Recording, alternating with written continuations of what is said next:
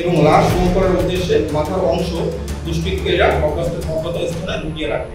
Written অলি আহমেদ আসামি apple Mahmud সাদেকের স্ত্রী চরিত্র সম্পর্কে খারাপ কথা বলায় আসামি সাজ্জাদ হোসেন রনিকে রিটিন অলি 2 থেকে 3 বছর পূর্বে লোকজন দিয়ে মারধর করায় আসামি আপেল ও রনি বিভিন্ন অংশ টুকরো করে এবং কালো পলিথিনের ভিতরে প্যাকেট করে টয়লেটের সংস্কৃতি করে।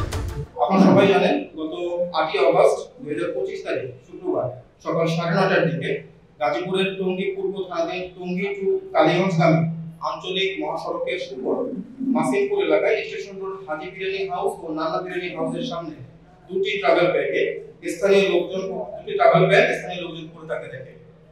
পড়ে থাকা ব্যাগ থেকে দুর্গন্ধ বের হলে স্থানীয় লোকজন পুলিশকে খবর দেয়।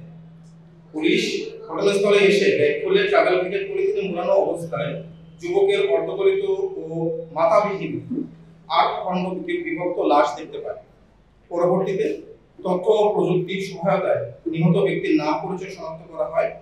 নিহত ব্যক্তির নাম অলি মিয়া, বয়স 35, পিতা মৃত সুরজ মিয়া, ঠিকানা গ্রাম করিমপুর, শুকুর আলী মাস্টারের বাড়ি, থানা নরসিংদী সদর, জেলা নরসিংদী।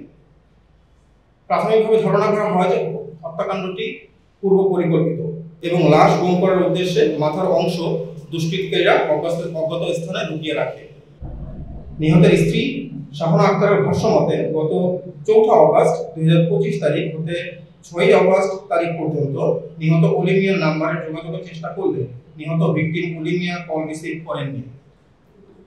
পরবর্তীতে সর্বশেষ 6 আগস্ট তারিখ দুপুর 2টার দিকে কল দিলে নিহত ভিকটিম অলি মিয়ার মোবাইল বন্ধ পাওয়া যায় এবং 8 আগস্ট তারিখ অলি মিয়ার স্ত্রী মৃত্যু সংবাদ পায়। উক্ত ঘটনার প্রেক্ষিতে নিহতের স্ত্রী শাহানা আক্তার, বয়স 29, বাদী হয়ে টঙ্গী পূর্ব থানায় হত্যা মামলা দায়ের করেন।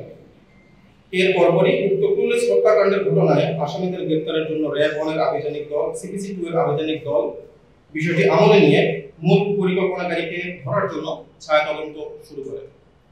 উক্ত গোপন সংবাদের ভিত্তিতে র্যাব 1 উত্তরা ঢাকা এবং র্যাব 7 চট্টগ্রামের যৌথ অভিযানিক দল গণিত স্থানে অভিযান পরিচালনা করে 21 তারিখ আনুমানিক দুপুর 14:30 ঘটিকায় সময় উক্ত আসামিদেরকে গ্রেপ্তার করে। প্রাথমিক জিজ্ঞাসাবাদে ক্লুলেস মার্ডার মামলার মূল হোতা আপেল মাহমুদ সাদেক নিহত অলি মিয়াকে হত্যার বিষয়টি স্বীকার করে। গ্রেপ্তারকৃত আসামিদের নিকট হতে 3টি মোবাইল ফোন, 3টি সিম কার্ড, নগদ 150 টাকা উদ্ধার করা হয়। উল্লেখ্য যে মামলার মূল হোতা আপেল মাহমুদ সাদেকের নামে ঢাকা রেলওয়ে থানায় মামলা আছে। ঢাকা রেলওয়ে থানার মামলা নং 1 তারিখ 2 ডিসেম্বর 2022, ধারা 369/411 পেনাল। হত্যাকাণ্ডের কেন করেছে তার বর্ণনায় জানা যায়, ভিকটিম অলি আহমেদ আসামি আপেল মাহমুদ সাদেকের স্ত্রী চরিত্র সম্পর্কে খারাপ কথা বলায় এবং আসামি আপেল মাহমুদের ভাগিনাকে খুন করার পরিকল্পনা জানতে পারায় এবং আসামি সাজ্জাদ হোসেন রনিকে ভিকটিম অলি 2 থেকে 3 বছর পূর্বে লোকজন দিয়ে মারধর করায় আপেল মাহমুদ ও রনি পূর্ব পরিকল্পনা অনুযায়ী ভিকটিম অলি মিয়াকে হত্যা করে। আসামি আপেল মাহমুদ ও রনি পূর্বে একাধিকবার ভিকটিম অলিকে ট্রেনের নিচে চাপা দেওয়ার জন্য রেল লাইনে নিয়ে যায়।